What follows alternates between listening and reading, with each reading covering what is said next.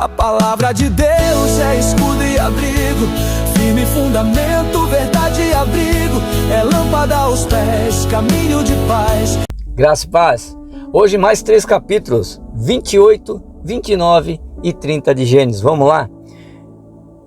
O envio de Jacó. Isaac abençoa Jacó novamente e o envia para Padã Arã para encontrar uma esposa entre os parentes de sua mãe, a Rebeca, proibindo-se casar com os cananeus. Esaú percebe o descontentamento de seus pais e casa-se com uma filha de Ismael. Aqui a gente vê 2 problemas. Primeiro problema é que Jacó ele vai ter que sair porque Esaú planeja matá-lo. Então a mãe, por dó, manda ele lá para a casa de Labão, o seu irmão. Por quê? Porque ele tem filhas lá. E o povo de Deus, por ser uma geração genealógica abençoada, eles não podem se misturar com filisteus, cananeus, amonitas, que são os povos da época. Por quê? Porque esses povos eram pagãos. Aqui a gente aprende uma coisa muito interessante. Nunca se relacione com pessoa que não tem a mesma fé que você. Se você é cristão de verdade e a pessoa é cristã, mas é de outra religião, tipo católica, espírita, candomblé, não importa. Não se relaciona porque é jugo desigual. Você vai acabar saindo dos caminhos do Senhor e você vai perder as bênçãos por causa disso. Talvez você perca até a tua salvação.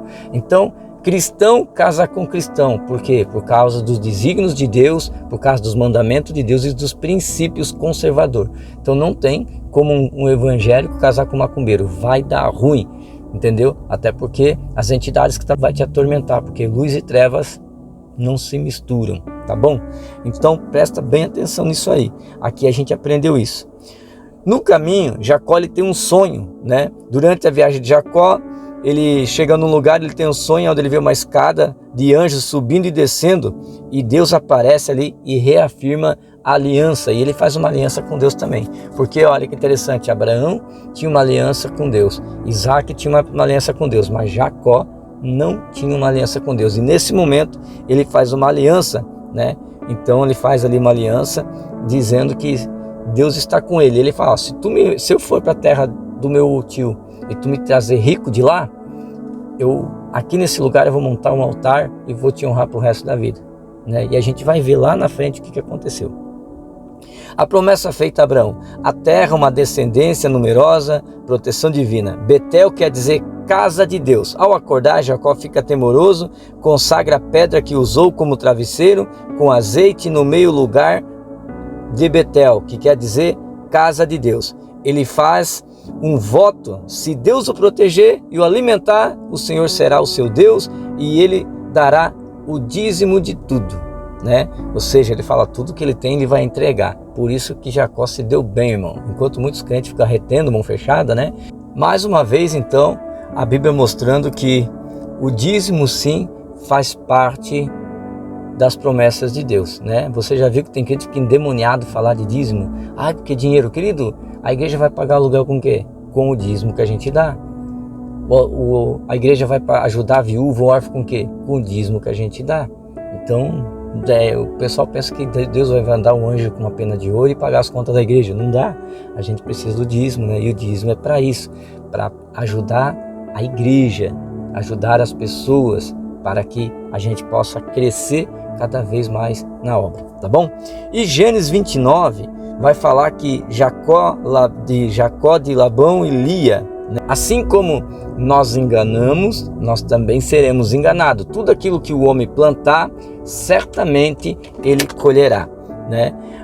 Jacó chega em Padarã, encontra Raquel, filha do seu tio Labão, junto a um poço, e ele se apaixona por ela. Ou seja, foi amor à primeira vista. Só que tem um problema: Raquel é a mais nova, e a gente sabe que no tempo dos hebreus, e é assim até hoje na cultura deles, a mais velha é dada primeiro e depois a mais nova, né? Mas Jacó, ele concorda em trabalhar 7 anos para Labão em troca de Raquel. Labão engana Jacó na noite de núpcia, entregando Lia, a filha mais velha, em vez de Raquel. E Labão justifica dizendo o que eu acabei de falar para vocês, né? O nosso costume, primeiro casa a mais velha, depois a mais nova. Só que naquele tempo você poderia ter até 2 mulheres, né? até porque foi um acordo entre eles.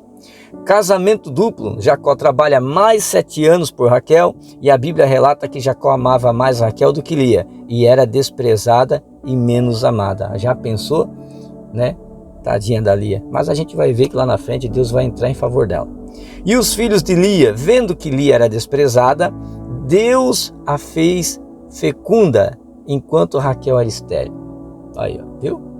Porque, querido, casamento, se eu não honrar a minha esposa, vai dar problema. Então, Deus trabalhou de uma forma para atrair os olhos de Jacó para Lia, né? Lembrando que Lia, ela reconheceu o Senhor primeiro que Raquel, porque Raquel, ela era idólatra. Lembra que ela roubou os ídolos? A gente vai ver lá na frente, ela roubando os ídolos do seu pai para ir junto. Raquel era pagã, enquanto Lia reconheceu o Senhor de Jacó, o Deus de Jacó, e ela agradece, por isso que Deus abençoa.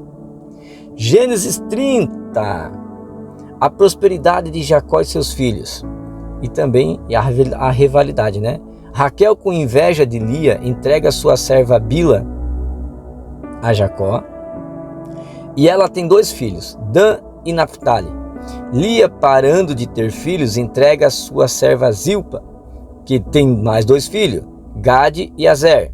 Lia depois tem mais 2 filhos, Azacar, Zebulon, e uma filha chamada Diná. E finalmente Deus se lembra de Raquel e ela dá à luz a José, que a gente vai ver lá na frente, o famoso José do Egito. É esse cara aí. O acordo com Labão. Após o nascimento de José, Jacó decide voltar para a sua terra. Labão, notando que Deus abençoou a Jacó, tenta retê-lo, e eles fazem um novo acordo, onde Jacó ficaria com as ovelhas e as cabras malhadas, salpicadas e marrom. Olha que interessante aqui, né? Jacó está querendo ir embora, né? Ele quer ir embora porque já foi enganado. Mas Labão diz: ó, se tu ficar, a gente faz um acordo aí. Todas as ovelhas salpicadas, as ovelhas com manchas, é sua. As branquinhas são minhas. Aí ele se deu mal, porque Deus, quando quer honrar um homem dele, Deus entra com providência. Olha que interessante. Jacó, ele usa uma técnica, ou seja, ele colocava umas varas, descascava a vara e colocava elas assim, ó, em pezinha. Enquanto a ovelha estava grávida lá e bebia água, ela ficava olhando para as varas. Então, praticamente todas as ovelhas nasciam manchadas. Então, ele foi crescendo cada vez mais. Labão se lascou porque ele fez um negócio com um cara enrolador. Esqueceu que Jacó era muito astuto. Então Jacó foi esperto. Dessa vez ele foi esperto para o lado dele, e ele está fazendo certo, né? Ele queria prosperar, olha aí.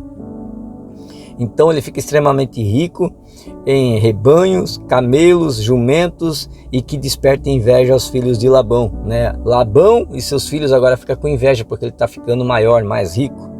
E o resumo dos 3 capítulos, no geral, é que Jacó, que enganou seu pai Isaac usando roupas de pele, foi enganado por Labão, que trocou a noiva no escuro. Ou seja, o que é coberto é descoberto. Não adianta você querer enganar ninguém, querido.